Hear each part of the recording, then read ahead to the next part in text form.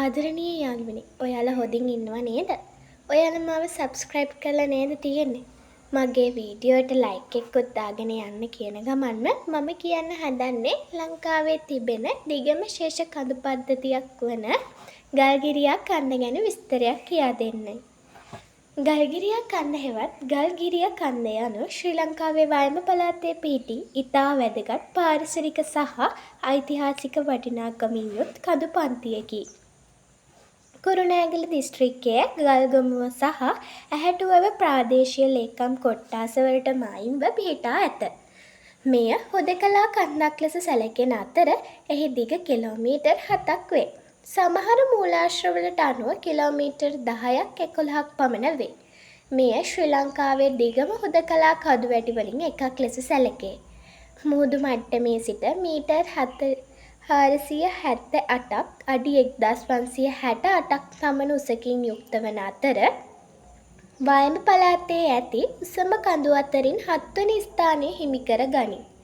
ගල්ගිරියා කන්ද පිළිබඳ පවතින ප්‍රධානතම ජනප්‍රවාදය සම්බන්ධ වන්නේ රාජකීය සැප සම්පත් අතහැර අශෝකමාලා සමග විවාහ වූ සාලිය කුමරු අනුරාධපුර රාජධානියෙන් ඉවත්ව පැමිණ සැඟවී ජීවත් වූයේ මෙම ගල්ගිරියා කන්ද ආශ්‍රිත ප්‍රදේශය බව විශ්වාස කෙරේ.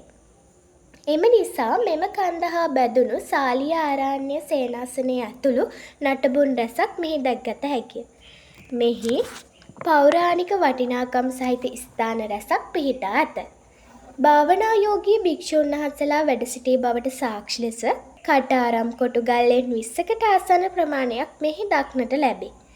අතීතයේ රහතන් වහන්සේලා වැඩ සිටි බවට තහවුරු කෙරෙන සෙල්ලිපි සහ නටබුන් හමු වී ඇත.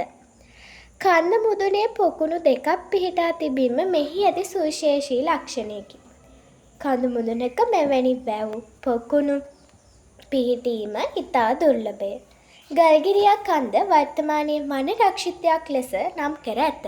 වියලි කලාපීය වනාන්තර ලක්ෂණ පෙන්නුම් කරන මෙහි කළුවර, බුරුත වැනි වටිනා දේව වර්ග සහ දුර්ලභ ඖෂධ පැළෑටි බහුලව ඇත. ප්‍රදේශයේ කෘෂිකාර්මික කටයුතු සඳහා ජලය සපයන කුඩා වැව් සහ දිය ධාරාවන් රැසක් පෝෂණය වන්නේ මෙම කන්දෙනි. උදාහරණ මහා ගල වැව, කුඩා ගල වැව වේ.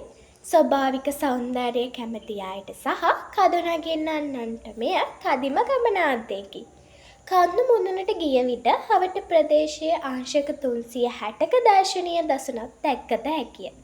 කෙසේ වෙතත් මෙය වන රක්ෂිතයක් සහ පූජා භූමියක් බැවින් විනෝද ගමන් යාමේදී පරිසරයට හානි නොකිරීමට සහ නිසි අවසර හෝ මඟ පෙන්වීම් ලබා ගැනීම වැදගත් වේ. පාසල් නිමාඩුවට මම මේ කන්ද බලන්න ගියා. මොකද මගේ අම්මගේ ගම පිහිටා තිබෙන්නේ මෙම කඳු පන්තිය පාමුල තිබෙන සුන්දර ගම්මානිකක්. පරිසරය හරිම ලස්සනයි.